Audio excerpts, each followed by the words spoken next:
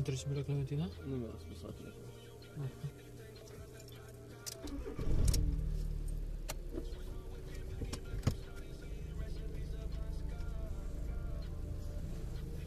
Posibil să ia, posibil.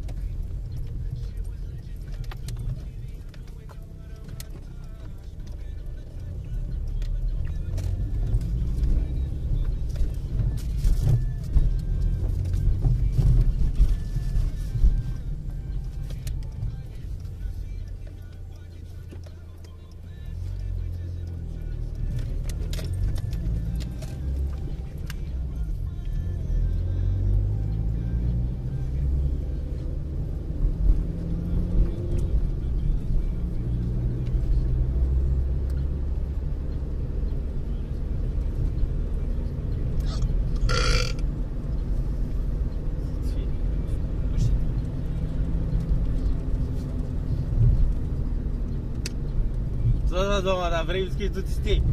Da? Să dă frumos, mama, dar vrei biscuit?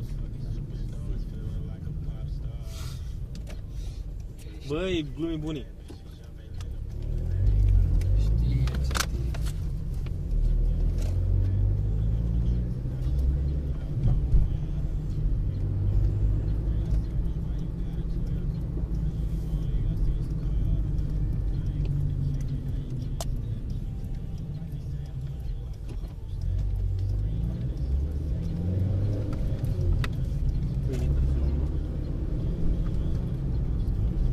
E deschis la noi acum.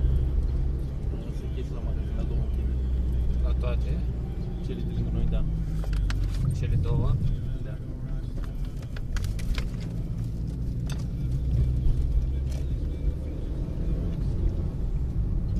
Nu găsești o parcare aici, de proburi. La profesor.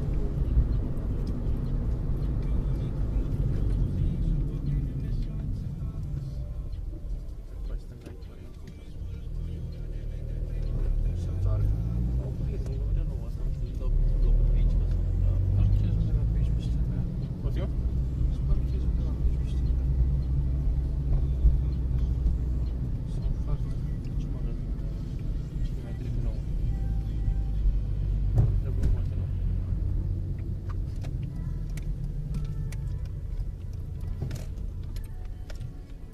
Deci vin la profi? Eu mă duc la bancă. Ah, ok. La care profi mergi? Da, la din acolo. Aha. Vă parcă și eu nu ai pe aici pe aproape. E la cabinetul unde am făcut controlul la ochi. Cam 2 să fie. E cam aceeași distanță. Cred că e mai aproape asta non-stop-ul. Da, da. Să te aștept aici. Vrei să mai iau ceva? Da. Ce mai vrei? Tine. Hm? Tine. Sigur, o să iau și eu la pachet. Ok. La pachet. Și văd în pachet. Cutii de carton sau de care? La pachet poate să știi și doar așa o fundiță. O să acolo. Numai pachet.